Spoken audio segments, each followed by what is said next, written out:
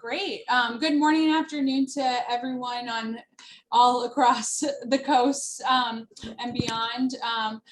If you haven't met me before, because you're new to our cohort spaces, my name is Ashley Welch. I use she, they pronouns. I am the emerging member manager for the Recovery Cafe Network. So your point of contact is your emerging member years as a member of the network. Just to set some norms for the space, similar to cohort launch, so we can make sure everybody has their attention on the presentation and the topics that we'll be going through today. Please keep yourself muted unless you are actively speaking.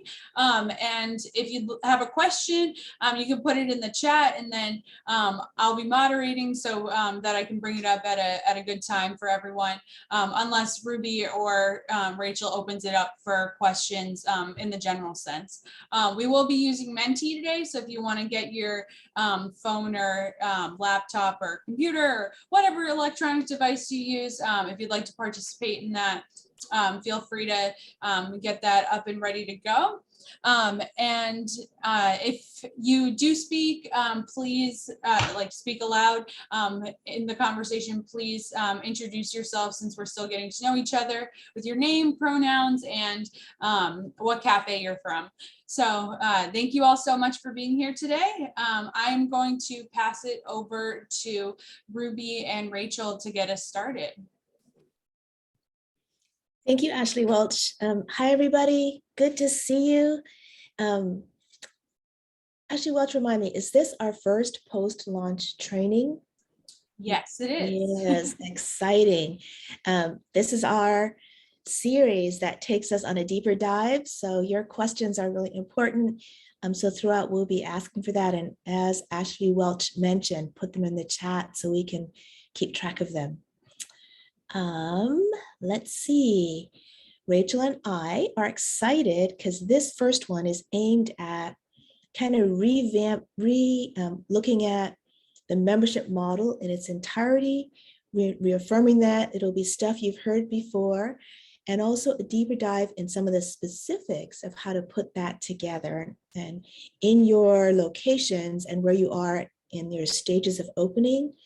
We felt like this is an important thing to review and just check in about. For those of you for whom this is not your first rodeo, I see you, Vince, and others, you will see this as familiar content, but also beautiful slides thanks to Ashley Welch, who has put them together for us. So I'm gonna, does that sound good to everyone? All right, I'm gonna share screen or try to. Let's see that. Share. Put that down, present. How does that look? I can't see you, so somebody shout out if that works, please. All good, Ruby, thanks. Okay, thanks. Well, a little sad I can't see anyone. So here's what we'd like to do today. Some learning targets. I won't read the slide, but our basic goal is to remember what we talked about in launch, discuss the 3 agreements, and then go a little bit deeper into new member introduction, which is how you invite people into your membership model and explain what the member agreements are, how you talk about them. So that's what we're hoping people will have a good sense of at the end of today. So what are the 3 agreements? Actually, call them out. Do you remember what the 3 membership model agreements are?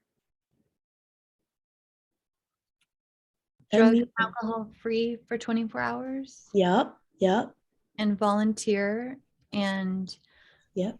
Oh my gosh, I'm so sorry. It's okay. Somebody help her out. What's the 3rd? The recovery circle? Yep. Loving accountability to a recovery circle are the 3 membership agreements. Awesome. Why we found that a membership model is so important to building a community that we're aiming for is because it means belonging. People have a structure that they agree to so that we can have conversations about when that structure does or doesn't happen. Allows for follow-up. Again, this is review. Here is one of the key slides you'll see time and again that our membership agreements that we've just described. Out of that, members at the beginning helped us come up with guiding principles, and our guiding principles are how we behave, how we implement and live together in the structure of our agreements. And this bottom 6 are the core commitments that we in this room, in this Zoom, have agreed as cafes to hold each other accountable to a membership model. So you've seen this slide before, you'll see it again. Whoops. So again, trying to reinforce that idea. Love these graphics, Ashley Welch. Why do we have each agreement? The drug and alcohol free, we talked about and launched. Safe healing space, members told us this was key to them. Why recovery circle? To be deeply known and loved requires that we show up, that there is continuity, that we hold each other accountable, to be there for each other on a regular basis. And third, giving back, volunteering, contributing to the community is because it belongs to all of us. This is not a top down, we're going to serve you. It's a we're in this together. Let's build our house. The mechanisms are where we're going to deeper dive today. The front door is how we think about beginning that conversation about drug and alcohol free. We'll talk about what that looks like. What does it mean to take attendance? How do we keep track of that and then use that information at the front door? And the third one, giving back to the community somehow, investing in this place that belongs to all of us. And how we do that is how we think about our guiding principles, with care, with forgiveness, with learning, with growth, all those things in mind. Rachel, please jump in at will, because I can't see hands, and Ashley Welch too. So starting with screening at the front door. I think it came up in launch, the question of how do we know whether or not someone is 24 hours drug and alcohol free? Well, we ask. Generally speaking, as we get to know someone, we don't necessarily ask every time, but it's always in the encounter. If the staff person at the front door is not sure because of how someone might be smelling of alcohol or behaving in a way that makes them not sure the entering member has 24 hours, they will ask, do you have 24 hours? How you doing today? But we don't do any formal testing, no UAs, none of that. It's done with behavioral indicators. Often it might be a difficult conversation because the member might say, as we mentioned in that scenario a couple weeks ago, yes, I do have 24 hours, but the person at the front door is smelling alcohol, or the behavior, sort of speech really looks as if the person does not have 24 hours. So it might be, I hear you're telling me that you have 24 hours. It's really hard for me to say this, but because you smell a little bit like you've been drinking, can you go home and change your clothes and then come back, or maybe come back tomorrow when you do feel a little bit better. So it's often a difficult conversation, but it's always with love and an explanation of why this might not be a good day for that person to be at the cafe. This bottom orange, if someone says, I do have 24 hours, and it's not clear to the staff person that they do or don't, but it's not, are on the fence, we err on the side of trust. We're a community of trust and belonging and caring. And if you tell me that you have 24 hours, you're not smelling of alcohol or pot or looking very much like you're under the influence, but we're not sure about your behavior, we're going to say, okay, we love you, we trust you, come on in. Remember though, our guiding principles guide our behavior. And if there's a way in which your behavior means that it's not a good day for you to be in the cafe because you're agitated or nodding off or sleeping, then we're going to ask you to please come back tomorrow. So it's communicating trust, allowing the person in, but still holding them to their best selves with their behavioral indicators. And this last one is really important because the whole notion of a safe community, the community that's a safe place for me to be working my recovery means that the staff keep an eye on how this individual who may be nodding off or super agitated in our space might be affecting the people around them. And so having that as part of the conversation. Ruby, we have a question in the chat from Jodine. She asked, sometimes some people use medical marijuana as part of their recovery. How do you deal with that? Great question. If someone uses medical marijuana, we certainly want them to make sure that they're compliant with their prescribing person. At the same time, we ask that they don't come to the cafe smelling, having just smoked pot or smelling of pot, because it might influence another person. So we don't say you can't do that. It's not held to the same 24-hour rule because it's prescribed and it's part of their recovery. On the assumption that because it's been prescribed, it's part of their health journey, but they cannot come into the cafe if it's really clear that and will affect another person next to them. Does that make sense? I'm hoping that's a thumbs up. Jodine, does that answer your question? She said yes. Okay, awesome, thanks. Any other, I see 8 chats, so if there are questions, thank you, Ashley Welch. So recovery circle attendance, it's another layer of loving accountability. And Rachel Marin, I think I tossed the ball to you on this slide. Sure. Well, yeah, I think this is a recap from launch, but part of loving accountability is that at recovery circles, we take attendance. And if a member has attended or called in advance to excuse themselves from their last circle, they'll be considered eligible for entry at the front door when they're signed in. And we'll talk about this more in future trainings, how that looks in agency. But if somebody doesn't come to their circle and doesn't call ahead, we'll call that an unexcused absence. Or there's also an acknowledgement here that sometimes a member might make arrangements that they're not able to come to the cafe for, let's say, a month, they're on treatment, they're on travel, that during those cases at the front door, someone will show up as ineligible for entry.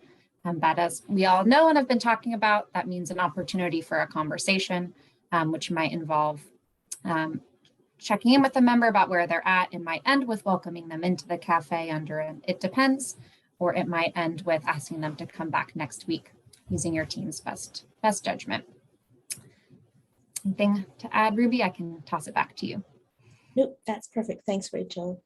Any questions? 4 options. Okay. I have one, if I may. Sure. I'm trying to walk through the implications of that in my mind. If I come to your cafe on Tuesday and I was supposed to attend a recovery circle on Monday, and I failed to call ahead, so it's an unexcused absence. Is that and it's the first time I've missed? Is that an automatic shutdown? And does that mean I am then ineligible to be at the cafe until next Monday when my circle comes back up again? I'm just trying to work the mechanics of it here. Dawn, it's a great question. And it's a question that's so hard to answer because technically on paper, yes, that is what loving accountability means. We want to incentivize so much, all the good things about being in the cafe that person will be motivated to either come to their circle or call ahead. So yes, that is on paper. It would mean if your circle is on Monday, you just don't come to circle at all on Monday. When you're here on Tuesday, agency will tell you that you've been absent and that you're ineligible for entry until next Monday. Now, that's on paper. Loving accountability, conversation, grace, growth, learning. If that person says, oh my gosh, I totally spaced out. This is my first week. I didn't realize. Very likely in that relationship at that front door, the staff person will say, I get it. You're figuring this out. Come on in. Remember next week to come to circle or call ahead. So there's lots of grace at the front door. Don, does that make sense? It makes total sense. It's where you judiciously apply the "it depends" principle. And so I just wanted to have an understanding of how that would work in real practical. That's very helpful. Thanks, Ruby. And now I will say for this to work, you have to sometimes, it is true, some people don't come back for a week, but that's when someone who has consistently been absent from their circle will say, you know what, sounds like it's more than just getting into the rhythm of it. It's let's make sure that you come back in a week. And so sometimes we do have to enforce that. And that's really hard. Ruby, we have another question in the chat. Nicola asked, do those longer excused absences get notated in agency? Rachel, you want to take that? Yeah, sure. So great question. There is a record in agency. We call it the extended leave record. And that's what your team will put in. If somebody comes to you, you have a conversation, I'm going to be away for this amount of time. You can put into agency the date that they'll start being away, the date they plan to come back, and then the broad reason for their absence. So that'll show up on various places in agency. Thanks, Rachel. No, actually, I want to go back to the slide just for a second, because Dawn, I'm so struck by your question, because, you know, in 5 years, 10 cohorts, no one has asked that question in such a pointed way. And it's an important one. I tend to avoid it because it's a hard one, but it really is a key part of loving accountability. And it is what sets our cafes apart from drop-in. It's where we are in the continuum of care to have that accountability to being in this recovery space. And it's built on those principles of reinforcement and self-management and skills to get yourself to where you need to be for the positive next steps. So I just want to reinforce it is one of the important things that sets us apart from some other programs. So thank you, Dawn. I'm sorry, I just want to make sure I understand. When you asked about documenting it, the only way to document it is if they have an extended leave. There's no documentation. Did I understand that correctly? If they miss a week or something, you wouldn't document that? Yeah, great question. Thanks for clarifying. So for every circle, every week, you'll take attendance. So for each member, each week, they'll be listed if they were attended, absent, or excused for their circle that week. And there is a separate thing that's used to track if someone will be taking a longer time away. And that's a little bit less common. The main part is the attendance every week for each circle. So yes, that will be kept track of each week.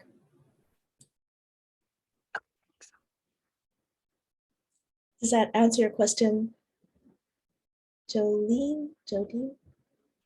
Yeah? Raylan, yes. And Jolene, thank you. that weekly attendance, though, that sounds like that's more in paper form. That's not in that is in our software program too. All right. Yep. Okay, cool. Yep.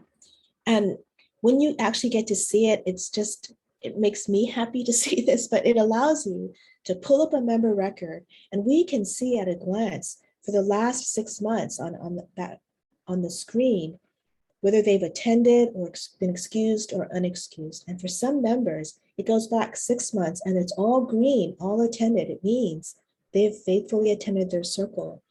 And it allows you to also see what the patterns are. Oh, Sam is always absent for the month of April. And that's just part of their rhythm. And you get a sense of how to give someone feedback about when they might need extra support. So you'll get a chance to look at what that looks like in agency. The third aspect of member agreements are giving back and contributing to the community in some ways. We don't keep track of this formally, but there is some way you get a sense of who are the regular giver backers. Someone is always eager to sweep the floors or wash the windows or be in the kitchen. And it's that informal getting to know how people like to give back and what their particular skill sets are that allows us to then do the one-on-one conversation that does invite engagement. Or sometimes during the opening ritual, when we ask for people to sign up for these just the different tasks of the day, we might then say, hey, remember, we're all in this together.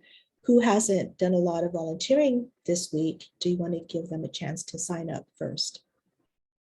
But there's always that conversation of we're in this together. Sometimes we have hard announcements like, we really need to fill up our task board, and we're all hungry, and the sooner we fill up the task board, the sooner we'll get to eat lunch, to sort of motivate folks to remember this is about us working together to keep our cafe running.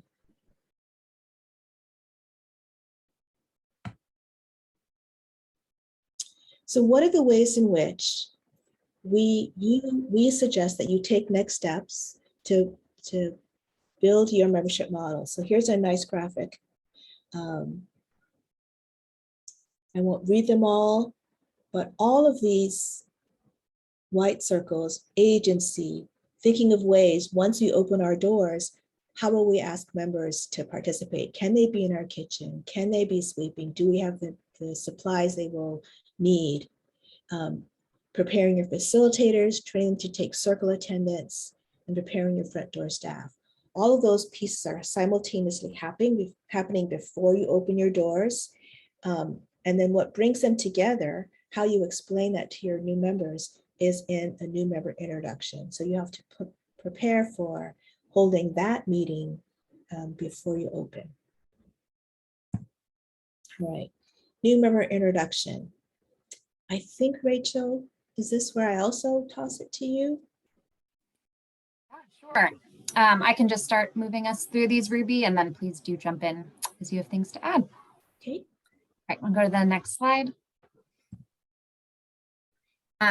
So new member introduction, it's this our definition, a structured orientation to the cafe community for new and returning members.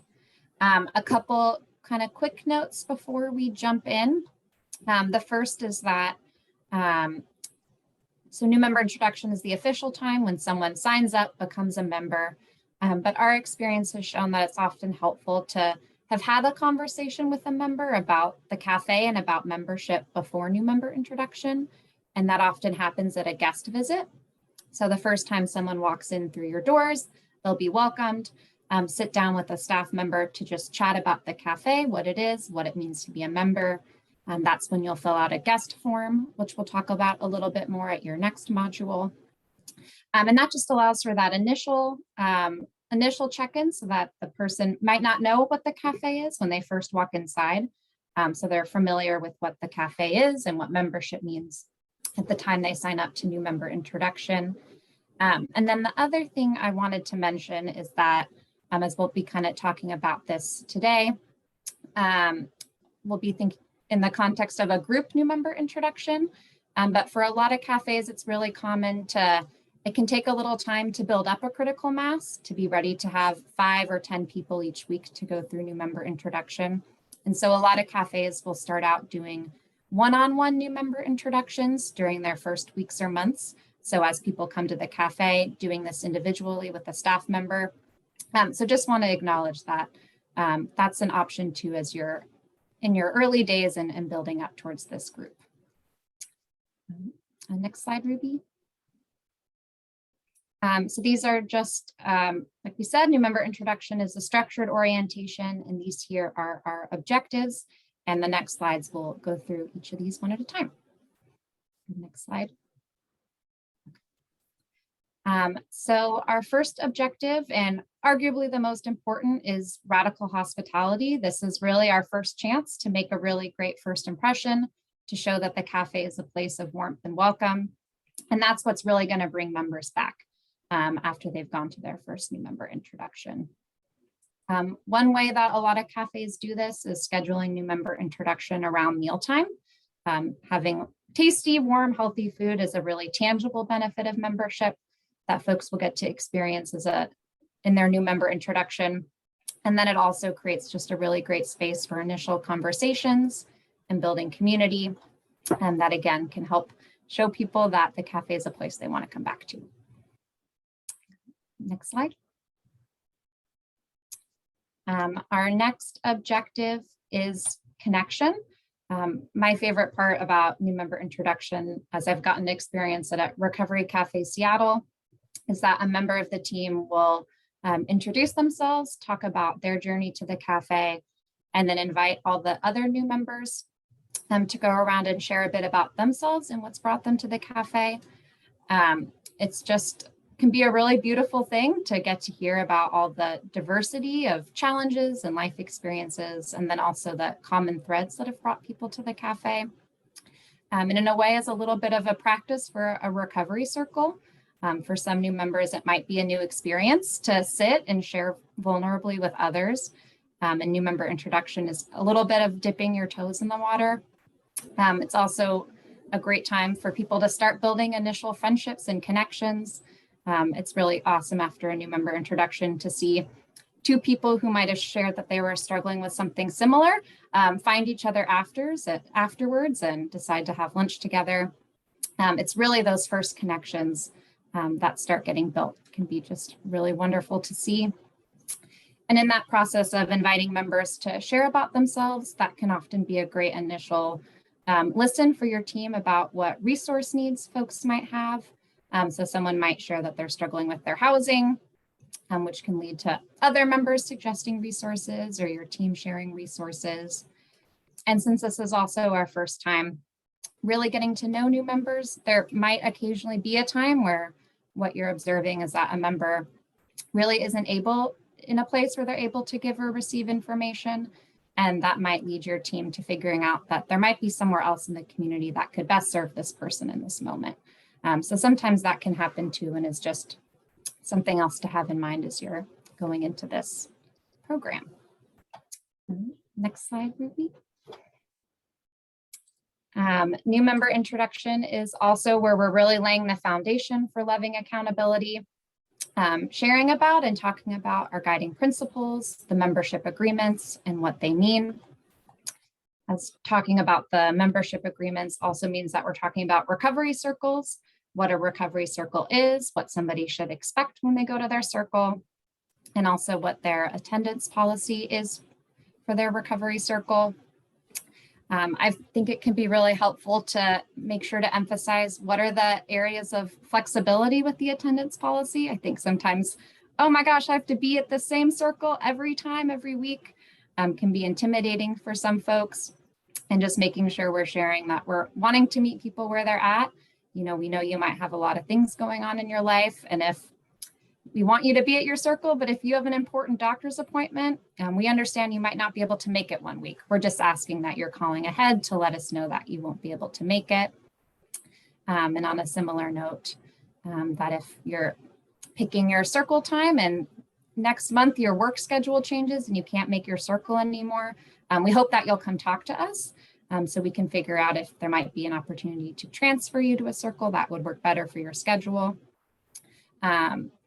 And on that note too, I've also seen that sometimes at new member introduction, even after you've conveyed the flexibility, someone just might feel they're just not at a space to commit to sign up to something to attend every week. And again, that's our opportunity to let people know that there's an open door, and if it's not right for you today, we hope that you'll come back down the road when it feels like a better time to you. Next slide, Ruby. Like any orientation, new member introduction is a time to go through kind of the logistics for your cafe. What are your hours? What's on your calendar? What types of programs are available? Some of the benefits of membership at your cafe. And new member introduction is also a time to talk about what your cafe is not, making sure that you've communicated that we're not a clinical mental health or substance use treatment provider. We're a community that's here to support one another. But of course, if you want extra services to help deepen your work that you're doing, we're happy to connect you as a supplement to your community here at the cafe.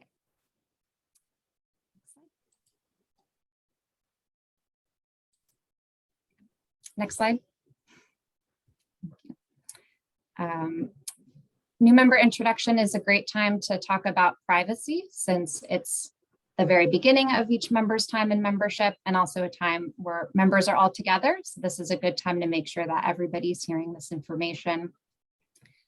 Just a note that it's your cafe's responsibility to figure out what local or national privacy guidelines might apply to your cafe. This is something that can vary depending on your organization type and where you're located. So we'll talk here about Recovery Cafe Seattle's policies as an example, but this is something that could look a little bit different cafe to cafe. So at new member introduction, we establish a culture that's respectful of privacy, and that's something that we all play a part in. So as a member, we'll ask that you'll respect the privacy of others in your recovery circle or others that you might chat with at other times in the cafe. And on the part of staff, it's our role not to share your information with third parties unless you've given us your permission.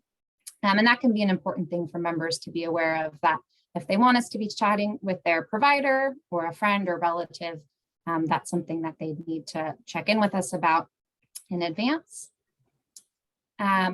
Recommend that you include your privacy policies both verbally and have them in writing on your enrollment form. At Recovery Cafe Seattle, for example, we have a funder with whom we share individual level information about our members. And so we have that on our enrollment form and we say it verbally so that we know that everybody's aware of that. And this is also a space to talk about what are the limitations to privacy. So while we talk about what's shared in Recovery Circle stays in Recovery Circle, if your facilitator is concerned about you or wants to know some feedback from others about how best to support you, letting members know that their facilitator might take that to a consult to check in with other team members so that the whole cafe can support them. And also, what are any limitations in a case of a serious or emergency situation? So if there's a concern that a child or vulnerable adult might be abused or neglected, or a concern that someone might harm themselves or someone else, that will be something that cafe staff aren't able to keep private, that we'll need to let the appropriate authority or person know to keep you and the community safe. Anything to add on that, Ruby? Thanks, Rachel. Really appreciate this information and just want to emphasize, we really try to use the language of privacy and respect. And we don't use the language as much as we can of confidentiality, because that's more of a legal kind of term. And we are not a treatment agency. So just kind of helping members navigate who we are and the nature of the information they share with us. Privacy is a much better way to describe it. Yeah, thanks, Ruby. Go to the next slide. All right, and then new member introductions, an important time where data is really collected about members. And we're going to talk about this in more detail at the next module in about 2 weeks. But at new member introduction, each member will complete an enrollment form and a baseline survey. You'll see it notes on this slide that we ask that those forms are completed before the new member introduction program really begins. And that's because in particular with our baseline survey, we're looking to get a snapshot of where's this person at before that they've become a member and been influenced by the cafe. And even the new member introduction content could skew how somebody responds to the survey. And so that's why we ask that that step is completed at the beginning.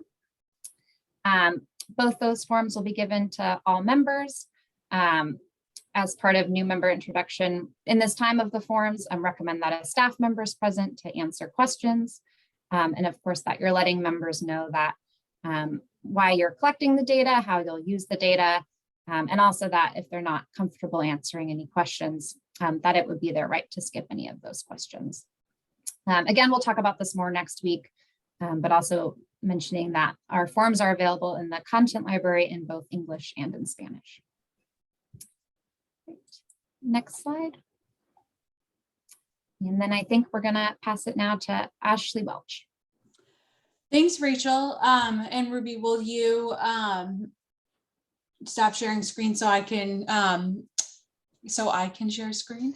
Sharing is caring. So I'm going to share my screen real quick. There we go. So if everyone wants to take a second to go to menti.com, and then the code that is on the top of the screen to type in when you get there is 2350-1120. And then our first question is, so now that you've learned a little bit about what the different objectives are that we'll be asking you to facilitate at new member introduction, what objective are you feeling most unsure about? I know there's a lot of aspects to them, but and then once we see what that is, maybe there's some things we can clear up.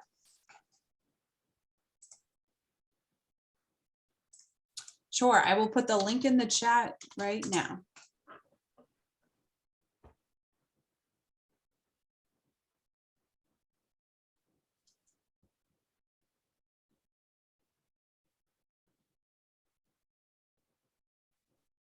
Okay, looks like we got a couple of sharing services, loving accountability, connection.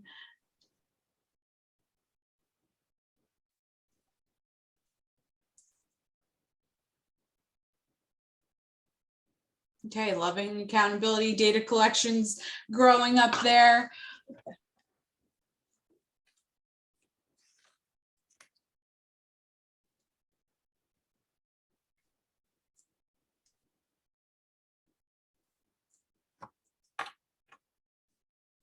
Okay, so it looks like sharing services seems to be our top choice, and data collection are up there. I am, or I guess we have some movement now, but I am honestly a little surprised that sharing services is up there.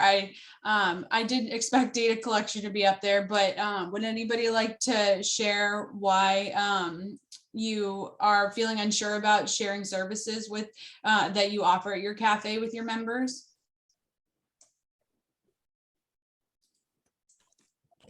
I think for me, maybe just not being aware of all of the available services that I have in my community. So just wanting to familiarize myself more with what I have available. Mm-hmm. Okay, yeah, that's definitely very fair.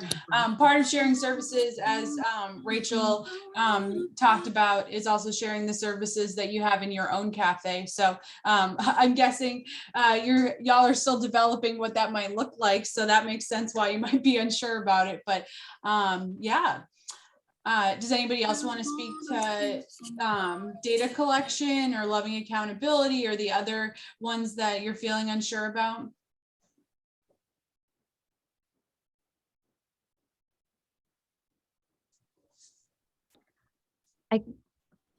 I can speak. This is Oh, Linda. Go ahead. Sorry, Linda, were you about to share?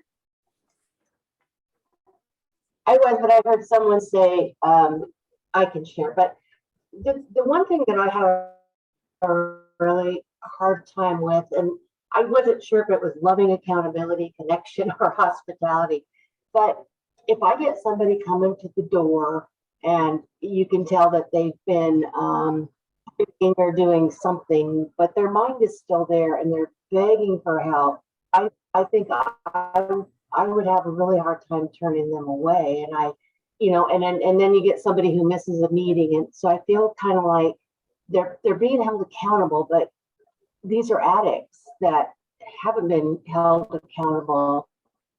So they're going to fall and try to come back and fall and be successful. You know what I mean? It's kind of a back. I shouldn't say that, but it could be back and forth, but they really want help.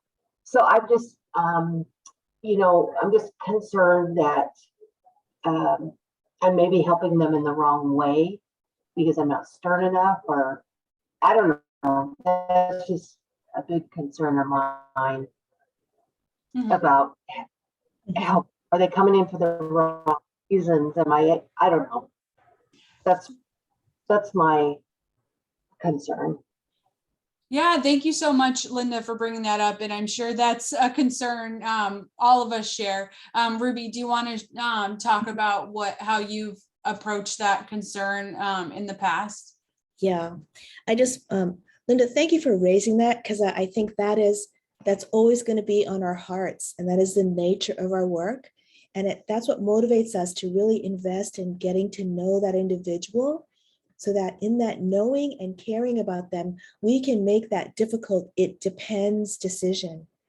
Like, is today the day that even though you didn't make your circle, we need to come around you and say, okay, next time come in, next time come in your circle, but today, even though you missed, please come in, because that's the balance. The one place where there's less wiggle room is that 24 hours. And that, because that 24 hours is not just for the individual, it's for their community space. Someone comes to our door and they don't have 24 hours, we try always to have a resource. Here's where you can get it. Here's your meal for today. We can sometimes have them in a brown bag to go. Or here's where you can spend the day at a drop-in center. So knowing your other resources where that person can be, or come back at 4 o'clock because there's a 12-step meeting in a separate part of our building that does not have the 24-hour requirement. So having resources to send someone to, but still preserving your community space as drug and alcohol free is really key. That's what you're balancing. So Linda, I know that doesn't solve the problem. I just want to honor that that's a constant challenge for us and a constant opportunity to know someone and express our love by the appropriate "it depends" response. Does that make sense, Linda? Yeah, and one thing you said about being able to get a hold of them and say, we need to get you back in here. Yeah. So Too. I didn't know that we were allowed to contact them, but so yeah. great. Yep. So Linda, Rachel Marin has done amazing work at getting our enrollment forms at a place where, as much as possible, at our first point of contact or even on the guest form, we ask, how can we contact you? And do we have your permission to call you back? We ask that because sometimes a member might give us a phone number, but doesn't want us to call them back because they share the phone number. They don't want us to call back and another person answers and discovers they're in recovery. So it's all about permissions and making sure as soon as you can that you know where to contact them and if you have permission to do so. And then certainly reach out. Let them know that you'd like to reach out if you're concerned. So we do have some of those structures in place. Thank you. Mary, I see your hand up.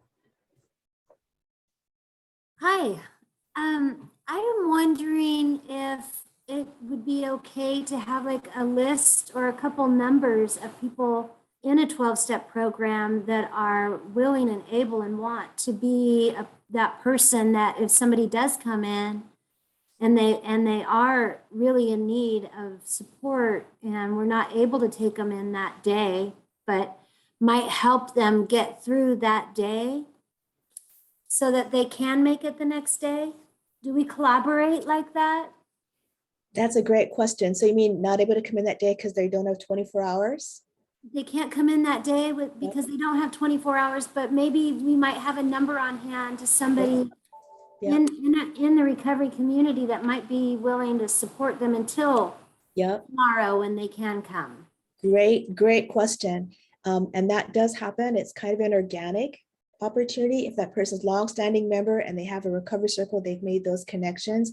We can say, is there someone you can call in your circle? Or do you have a sponsor? Would you like to use our cafe phone to call your sponsor to meet with them elsewhere today? All great ideas. And you have that certainly. Learning what those resources are in your community is a great idea. Great idea. I want to circle back to the person that asked the question about sharing services and just wanting to add that we ourselves as the team have learned so much about our community from our members. Rachel Marin will attest this in new member introduction. As they're doing their first check-in, who am I, why am I here? Sure, and they hear someone else's need, they begin to share resources among membership. And they know better than we do. How many times have we heard someone say, go to that agency, but don't go on Monday, because on Monday there's that mean Asian lady. Go on Tuesday, because it's just really nice person who is much more helpful. So just the wealth of resources among our membership is profound, and you will discover that. Just wanting to add that narrative, how you share services. Thanks, Ruby. And we're we have a whole module on building those partnerships and, connecting our members to resources and providing more access to resources in, I think, about a month. So stay tuned for more info on that, but feel free to ask more questions then as well. Let's move on to the next part of this. And let me, so on the flip side, which objective are you feeling confident in? So I know some things come easier to us than others. So it's always good to celebrate what our strengths are, what we're feeling good about. So please share.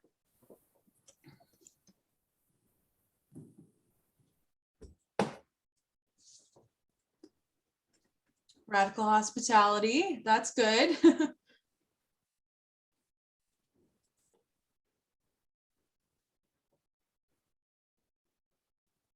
Connection, privacy,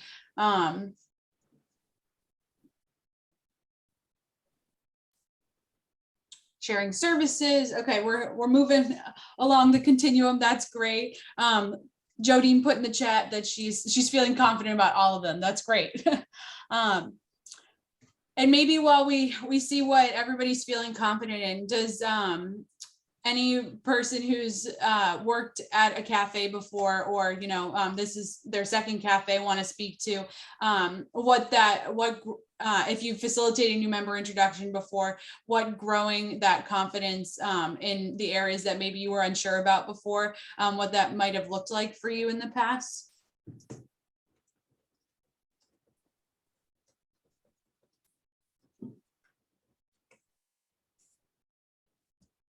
This is me nudging like the Vinces and the Gabes and the Aarons in the room, and Jodine, because she has worked in the cafe, and Ethan. But if you don't want to share, that's totally fine too. And I see, or I thought I saw Beth in the room too, but I think she left. But okay, go ahead, Vince. I think Aaron was going to go. Oh, okay.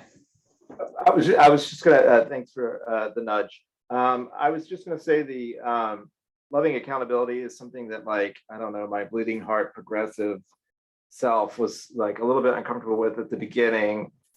And when I've had the opportunity to do new member introductions, like it really gave me a lens. Just doing it the first time, I think, gave me a lens into why it's important, and that this. I don't know. I've heard said in other places in my life that you teach people how to treat you or whatever, and it's like setting expectations and showing that way we practice forgiveness and encourage growth and all of those things is by holding each other lovingly accountable. And so that was an area of growth for me, and balancing that with that idea of radical hospitality. That radical hospitality is our posture, but loving accountability is how we shape the community. At least that's how I experienced it. Thanks, Aaron. That's beautiful. And I would add, what I've learned is being gentle with people, and being very, very patient to communicate in their comfort zone, whether it's being quiet with them or being talkative with them. It just, again, just being with them in a loving way. At the same time, being part of the organization, the cafe structure, and helping them navigate through that. So. Yeah, thanks, Vince. Thank you for sharing. Would anybody else like to share who's experienced facilitating this? Okay, great. Well, thank you all so much for sharing what you're feeling great about, what you're unsure about, and how your experience has helped you gain that confidence to feel more sure about the things that you weren't so sure about in the beginning. So I'm going to pass it back to Ruby and Rachel to continue us on our learning journey. Okay. Oh, present. All right, thanks, Ashley. Thanks, everyone. Practical considerations. I can't remember, is this me or is this you, Rachel? Either works for me. I say you then. Okay. So just a couple of practical suggestions. Having your new member introduction being consistently scheduled, something that's on the calendar, on your website that you can share with providers in the community so that it can be well known what date and time people should be at your cafe to join. Just our recommendation from our experience at Recovery Cafe Seattle is that it's worked better for us to have it offered on a first come, first serve basis. We've tried in the past with having advanced signups, and we found that with our membership pool, a lot of folks have a lot of unstable life circumstances that can make it difficult to make an appointment. So we found we had a lot of no-shows, and it proved to be a barrier. So for us, it's worked out better to have it be first come, first serve. Facilitators, this would be a program to have a staff member present for, but this could also be an opportunity to involve member leaders. Member leaders can help with welcoming new members, sharing their story, lots of different ways to get members involved with this. And then our last suggestion is to keep this to be a small group experience.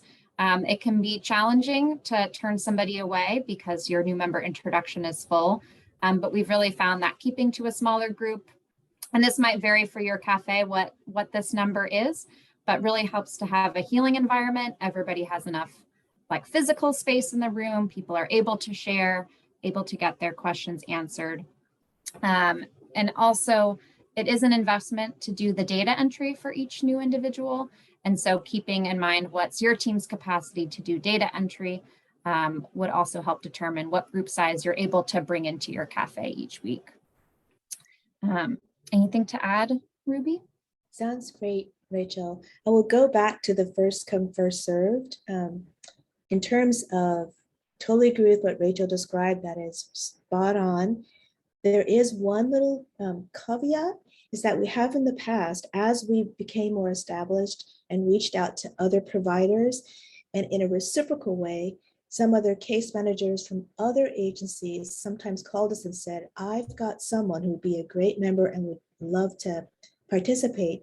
Can I bring them?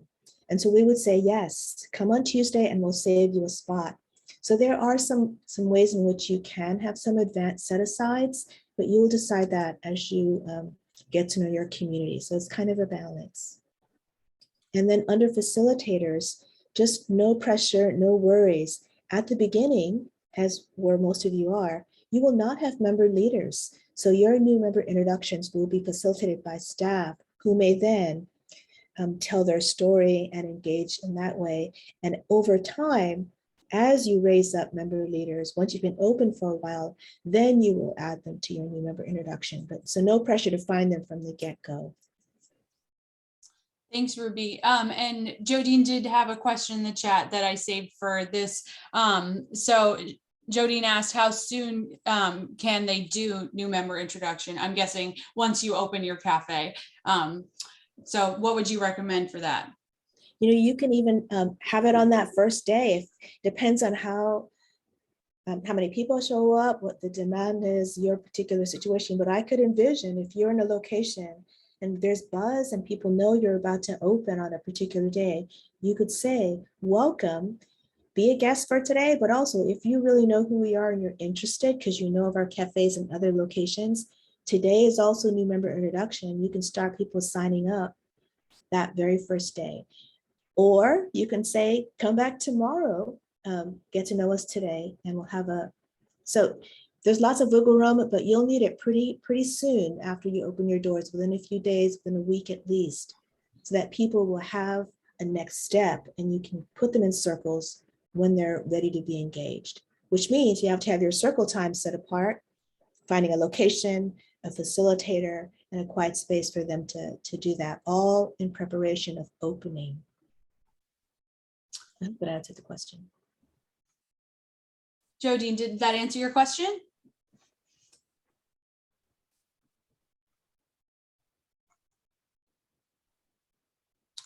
I'm guessing so. Great, thanks, Ruby. Okay, thanks. I think I saw you were trying to say something, but we weren't getting your audio. I just want to make sure I didn't skip over you. Okay, I think we're still not able to hear you if you might have a comment to put in the chat. Okay, thanks, Rachel. All right, Rachel Marin. Yeah, so we'll be taking a deeper dive on this at your next module. But as part of new member introduction does involve some data collection. So inviting your new members to fill out your forms and then some data entry afterwards. So it is our recommendation to be prepared to do this data entry as soon as possible after new member introduction, since you'll see that this will set you up for success if your new members come back tomorrow. So this would involve either creating a new profile for all the folks who come to new member introduction, or finding their existing guest profile if they've been a guest for the day before and already have a profile. We really suggest that taking photos of members can be really helpful. In the early days of your cafe, your membership will probably be pretty small and your whole team will be able to know all of your members. But as you grow and your community gets larger, you'll likely get to a point where it's not possible for everyone at your cafe to know each individual member. And as your team grows and turns over, having the photos can be really helpful so that your staff member who's working at the front door can make sure that they're signing in the right person. We use photos at RC Seattle and Consult. If we're talking about a member who may need extra support and not everybody knows who that person is, being able to look at their picture just helps the team to be on the same page. So how we approach this at RC Seattle is that we have photos as optional, understanding some members might not be comfortable with it, but we do invite all of our new members to get a picture taken, and we do that during new member introduction before people leave for the day. At new member introduction, everyone's signing up for their circle, and after they've selected their circle, you'll be enrolling them in their circle and agency, as well as adding a new member introduction record and agency to track that they went to new member introduction. And then there's also the data entry from their baseline survey and their enrollment form. So by creating the profile and having the member enrolled in their circle with their new member introduction record the same day as new member introduction, let's say new member introduction is on Monday and your member comes in on Tuesday. That means that when they walk in the door on Tuesday, they're able to be greeted. You can enter them at the front door, see that they're a member, and be able to enter attendance for their circle. So really having all of this will flow together, and being ready to have this in on the day of new member introduction will set you up for success the rest of the week. Thanks, Rachel. Mhm. So the next few slides are really overviews, and we will return to them, but just wanted to give you a sense of what that looks like as in terms of flow, how a person is received and moved into membership. Rachel, I am only looking at the screen. I can't remember. Is this me or you? I think this is you, Ruby. Okay, thanks. So person, you're opening your door, and when you're first meeting them, they are a guest for the day. And generally speaking, the guest with 24 hours drug and alcohol free, come in your space, get to know you. They are oriented at the front door really briefly what a membership model looks like, and then invited to join you for the day. And on average, we think about 3 guest visits. Each time they come through, you check in. Hey, welcome back. Remember, we're a membership model. What do you think about becoming a member? It's always that guest visits in the service of becoming members. And as Rachel mentioned earlier, when someone is a guest, there's a very short way to register them in your program so that you can track how many times they've been a guest. So we don't want someone to be a guest 7 days a week without becoming a member, because then we start to have that issue of how we're going to hold them lovingly accountable. And we really are a membership model. So then, go ahead. Oh, as I might just jump in quickly, Ruby. I have a guest form in my office. So you can see we have it just as a half sheet of paper, and we print it on yellow, which is just a little detail, but I think it helps it feel less institutional and more welcoming. Yeah, yeah. And again, that 3 guests is, it depends. If someone comes 3 times and they're hemming and hawing, and then they come back a few weeks later, I've had a hard 2 weeks. I remembered you, and I really think now I'm ready. Can I be a guest one more time? Of course, you're going to say yes. Please come check us out one more time, and consider being a member. So once someone has been a guest, they're thinking about being a member, you start to differentiate. So Ashley Welch made this great graphic, and the orange circle, same thing. Everybody, members and guests, let's look in the middle, 24-hour drug and alcohol free, and they can attend selected activities. There may be some classes in your school for recovery that guests can come to, but if a guest is coming to a class in your school for recovery or a special event, we generally ask them to come for the time of that class or the time of that event. The guests are not hanging out all day if they're assigned to one of these activities. Members, however, have access to all of that because they have engaged and are committing to the community. I'm sure I didn't explain that very well, but trying to differentiate members and guests and the benefit of being a member. Disenrollment. I'm not sure the best way to talk about this slide, but someone comes in, they become a member, they're in a circle, but for some reason, we need to have that loving accountability conversation about their membership agreements. Maybe they're absent more than 3 times, they're not able to live by guiding principles, or they're going back to school to get a job. They're positive reasons for being disenrolled. We talk about it with the member, talk about it with the team and consult, and then discern, should this person be moved to a different circle or just have another shot at being in a recovery circle, recommit to membership, or say, now's not a good time for you. You're always welcome back, but let's just say for the moment, when you come back, we'll put you in a circle and you part ways for positive or challenging reasons. Disenroll from the circle. When they come back, they go back to new member introduction.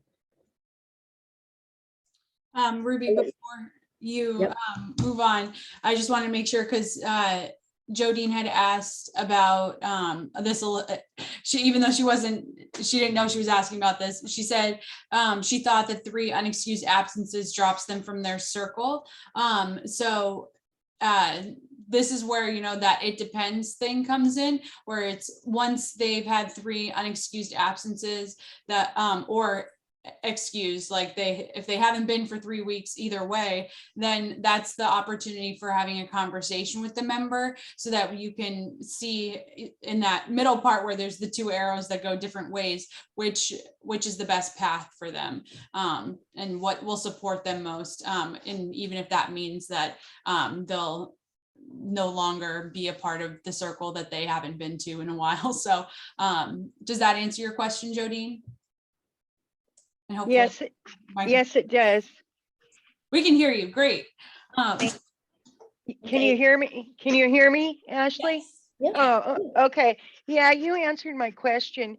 I have another question now. How long, say they missed 3 unexcused circles. They haven't been to their circle for 3 times. Okay. So they get talked to. We have a talk. We go over the guiding principles and the requirements for membership. How long is there a time period as to when they have to go back to new member introduction? Yep, great question. The answer is it depends. It depends on how well you know that person, what you think is in the best service of their recovery. For example, we've had members who are in and out of circle for a number of years, just can't quite keep consistency for whatever reason. And so over time, we've discovered that for that kind of member, we might say, it's been, right now, it looks like it's a season. It's hard for you to come to circle. Why don't you take a break, come back in a week and try again, or sometimes come back in 2 weeks, or take a break for a month. And then when you come back, we're going to ask that you make every circle for a month again before we put you back on a regular track. So there are all kinds of ways to navigate and make contracts with people with the goal of helping them stay accountable to this circle. And another scenario might be a person has been faithfully consistent in circle for years, misses 3 in a row, has a good reason. You put them right back in with no special consequence because you can understand what happened in those 3 months made sense to you. Totally not saying that clearly, but there's wiggle room in there. Okay, Mhm. thank you. Okay, Maybe that's a great opportunity to move us into re-enrollment, Ruby. thank you. Great. So re-enrollment. Oh, thank you, Ashley. So I love this arrow here I told you yesterday. What happens when someone's disenrolled? You can't reach them by phone for whatever reason, and then they come back to the cafe at the front door. They can be a guest for the day, or they might go right back into membership. Long time no see. Glad you're feeling better. They can be fast-tracked into membership, or they return to new member introduction again and then re-enrolled in a circle. So they just go back through the process, or they're fast-tracked because it's someone who just, had a flat tires, whatever. Ruby, can you explain the difference between having the attend new member introduction again and how often we have them do that versus fast tracking them to membership and what that means? Long conversation, but in general, it depends. But hard to say. It's the difference between do I think this and do we think as a team, this individual gets it in terms of understanding what the membership model means and what they're committing to. If you think not, I would send them to new member introduction to re-engage with another new group, hear the message again, and really determine if they want to recommit. Fast tracks are generally for people who you realize they've done new member introduction a couple of times. They know who we are, but their recovery journey just is not stable enough. And right now they just need to be back in membership. So it's about getting them back into the support. They know what they're choosing would be a fast track conversation. But fast tracks are for people you know pretty well, and you're confident that they understand the membership model. I hope that's what you meant, Ashley Welch. Yes, exactly. Thank you. All right. Okay, Ruby, Yeah. you have a member I met years ago named Vince that comes and goes. Do you know who I'm talking about? You're bending my mind a little bit because you're Vince to me. So are you using a youth? There's a member there named Vince. Vinny, maybe? Yes. And what I knew about him was he routinely would be disenrolled and then re-enrolled, and because of the Seahawks. So, Say more about that, please, Vince. well, my understanding is that during football season, he tended to relapse, Right. Right. and then you guys just let him know he wasn't enrolled, and then season was over and he'd come back in. Is that? I don't have the details at that level, but that certainly happens in different scenarios. Like sometimes our members will, because of the Seahawks, get the temporary employment gigs of being vendors. And so they would then fall out of membership and come back. And we're free to use Vinny's name because Vinny has been our very willing and open sharing about his recovery. And we were sad to lose him a couple of years ago. Looking at our time and seeing that we've got 4 minutes, we've talked a lot. Ashley Welch, do we now just open to questions? What would you like to do? Yeah, let's open it up to questions, and I want to throw it over to Mary because her hand's up. Okay. So I have a question about if you have, so because we live in a pretty small community and a lot of people know each other and some people don't get along well together. So what do you do in that situation when there's a particular person that has caused a lot of friction in the community, but holds themselves very well, just brings a lot of tension and conflict by their presence? What do you do in that situation? Yeah. You hold them lovingly accountable and you encourage growth. And I'm gonna, Mary, are you in an existing cafe? You know them from another community? Is that, No, we're in San Juan and we are an up and coming. okay. So these Mhm. people you know from other settings. No, she's here. This person's in the community.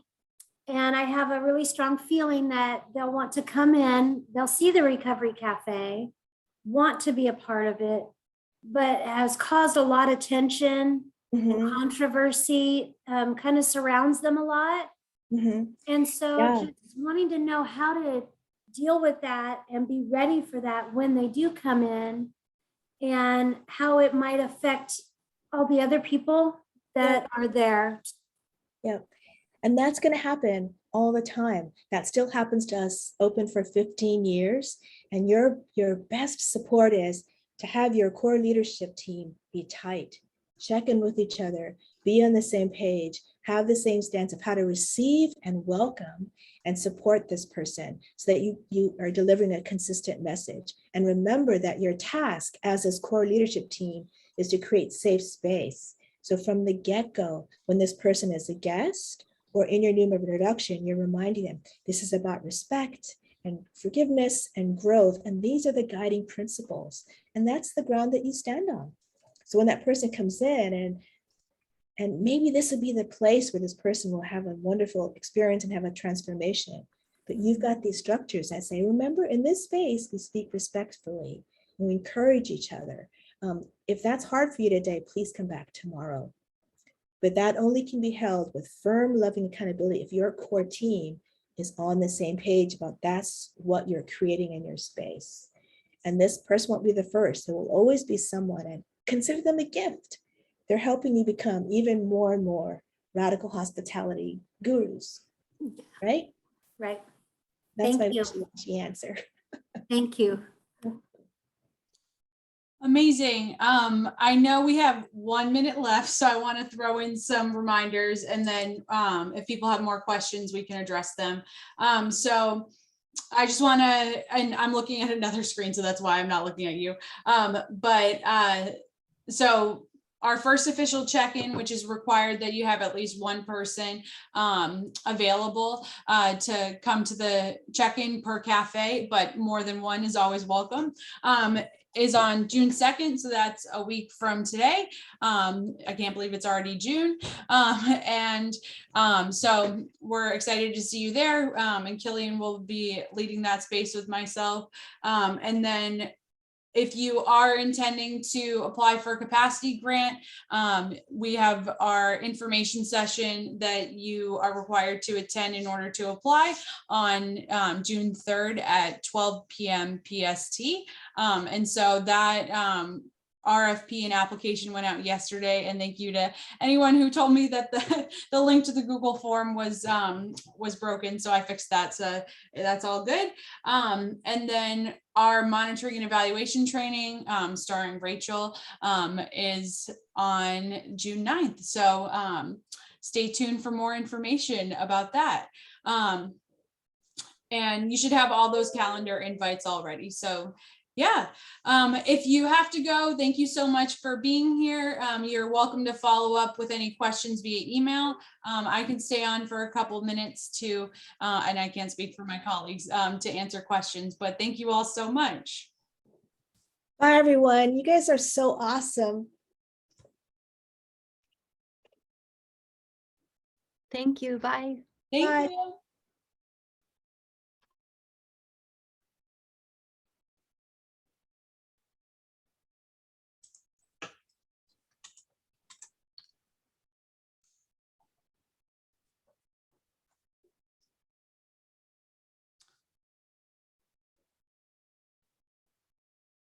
All righty, Don or John, do you have any questions, or were you just looking to hear if anybody else did? I'm just making sure that the class was over. Yeah, it's over if you need to go. So Thanks, thanks so John. much. Thank you bet. very Thank much. you guys. That was a really informative group. I appreciate it. No problem. Have a nice day. You Okay, you too. too. Bye. Bye-bye. All right, you two, I'm walking over right now. See you in a minute. Okay.